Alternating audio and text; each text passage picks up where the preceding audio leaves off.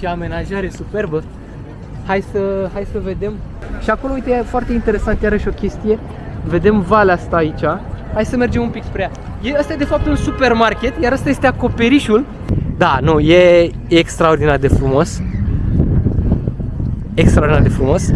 În ritmurile lui Bob Marley, aceste ritmuri pentru care sperăm că YouTube nu ne va ne va lăsa să postăm acest clipuleț și să-l monetizăm. Deci noi nu monetizăm nimic. Hai să mergem. Da, foarte bani. Ceva incredibil, ireal ce se întâmplă aici. Superb de-a dreptul. Care va fi următorul punct? Un supermarket, să luăm o pică. Vă prezentăm rubrica Drepte și strâmbe. Iar aceasta este o strâmbătură de casă. Și cred că toate sunt așa. Strâmbături. Poate. Și o strâmbătură de Alin. Special Bro TV. Vă relatez direct de la fața locului. În acest moment suntem în piața principală din Amsterdam și avem în desfășurare un mare protest.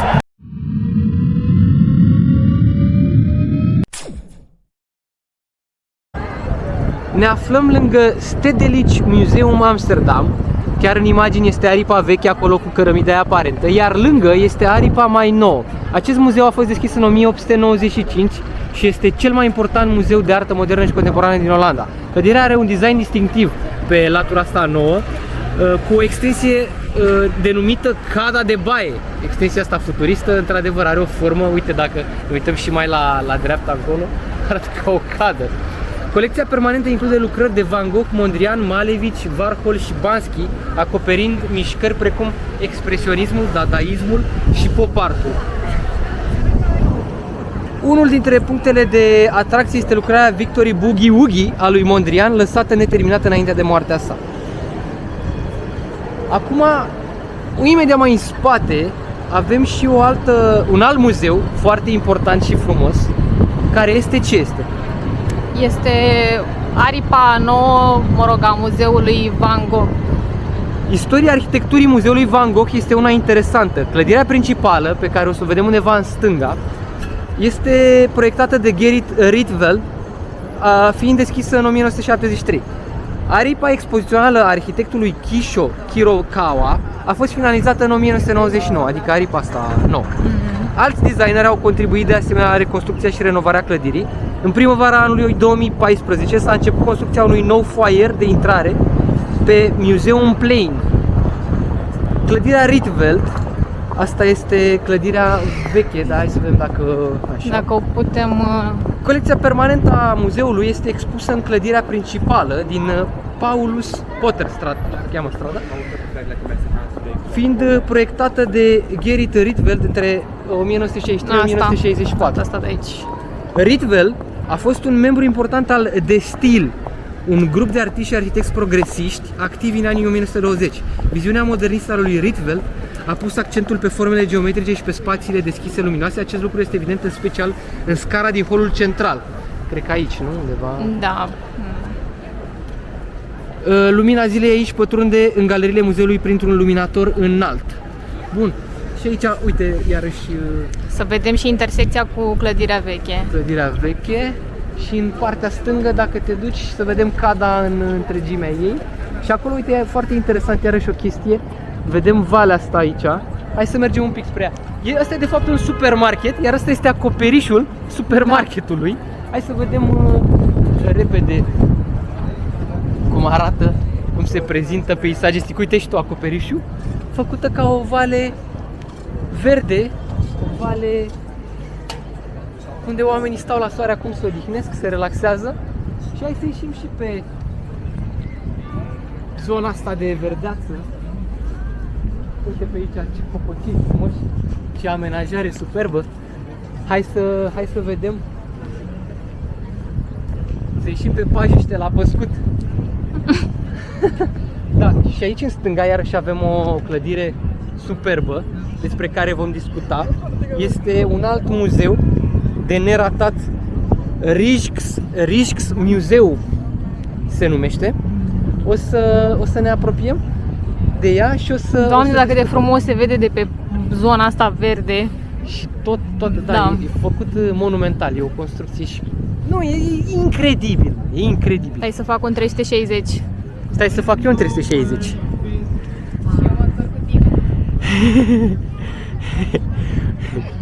Da, nu, e extraordinar de frumos. Extraordinar de frumos. Și vom discuta despre Rișc Museum, a început și vânticelul, în cele ce urmează. Rișc Museum, templul artei olandeze. Cel mai mare și mai important muzeu din Olanda, deschis în 1885, găzduiește peste 1 milion de obiecte de artă și istorie, dintre care 8.000 sunt expuse permanent. Capodopera muzeului este Rondul de noapte de Rembrandt, o pictură imensă și revoluționară pentru tehnica sa de iluminare dramatică. Alte obiecte celebre, Lăptăreasa de Vermeer, autoportret de Van Gogh și Bătrânul citind de Rembrandt. Dacă nu mă înșel, autoportret este în momentul ăla când și-a tăiat el urechiușa? Sau nu știm exact. Cred că are mai multe autoportrete, dar probabil ăla e cel mai remarcant. Colecția include și mobilier, porțelan, arme și modele de nave istorice, oferind o incursiune fascinantă în cultura olandeză. Clădirea muzeului, proiectată de Pierre Cuypers, de care vă aminteam și în Eindhoven, este o operă de artă în sine, având o arhitectură neorenascentistă impresionantă. Hai să ne apropiem de ea ușor și în ritmurile lui Bob Marley, aceste ritmuri pentru care sperăm că YouTube nu ne va ne va lăsa să postăm acest clipuleț și să-l monetizăm, deși noi nu monetizăm nimic. Hai să mergem. Da, foarte funny.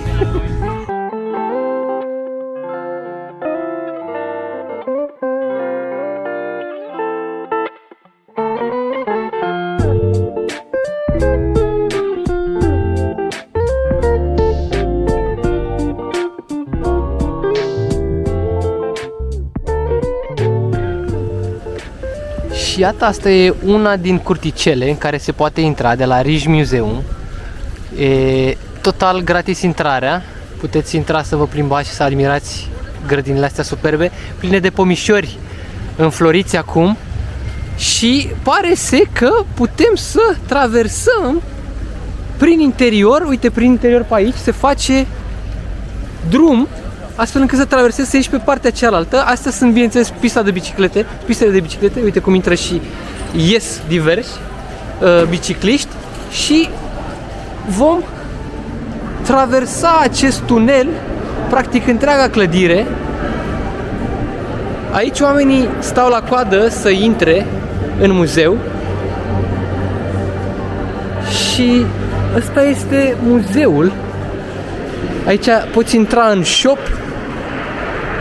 Uite, ai și un loc de luat masa după ce ai vizitat muzeul. Ceva incredibil, ireal ce se întâmplă aici. Superb de-a dreptul. Noi ne continuăm parcursul. Oana, ne continuăm și noi parcursul către următorul punct.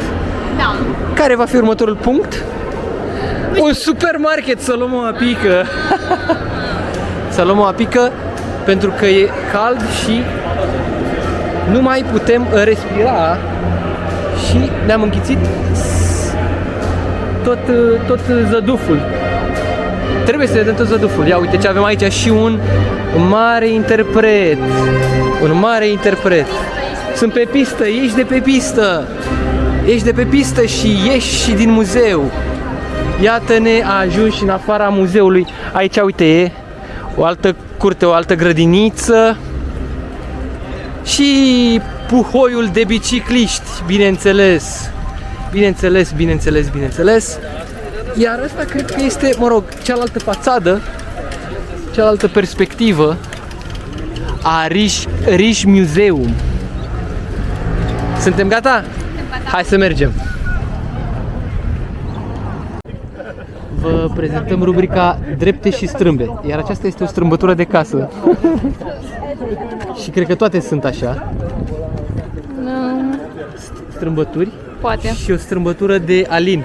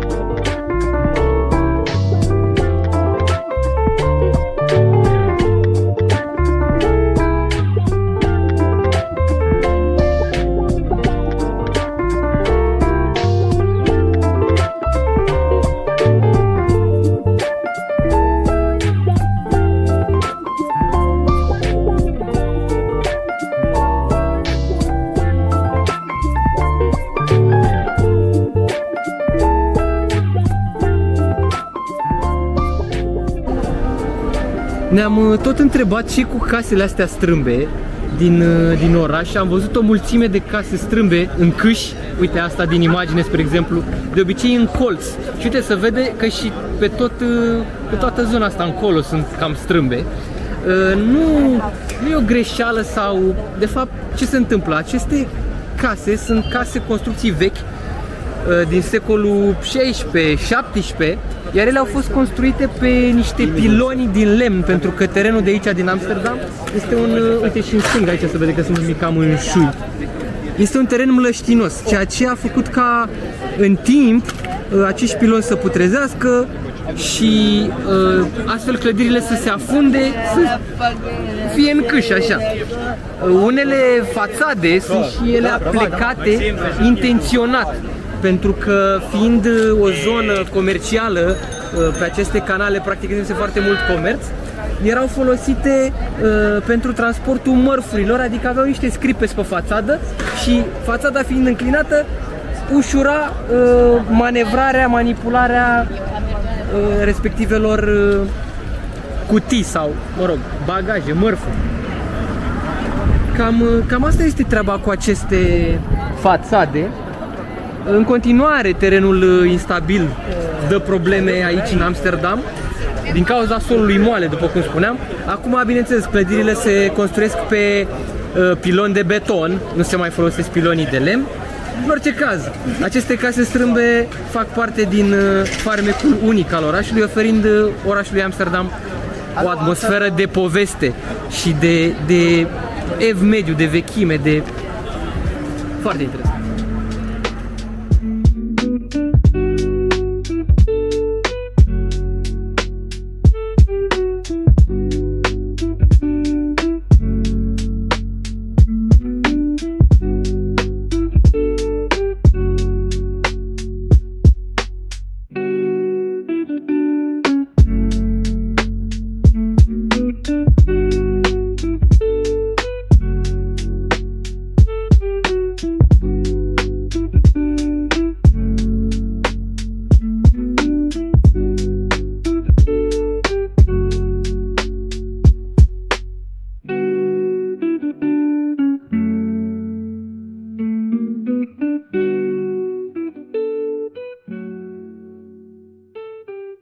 Bună ziua, doamnelor și domnilor, sunt reportul special Bro TV.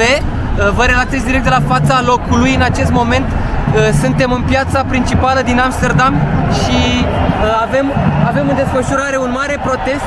Chiar aici, iată, ce se întâmplă în momentul de față este un protest pentru protejarea drepturilor omului și împotriva fascismului, împotriva războiului, împotriva lui Elon Musk, din ce înțeleg de la oameni, de la protestatari. Vă transmitem de aici, de la fața locului, este prima televiziune și singura din țară. Iată ce evenimente se petrec cam peste tot în Europa.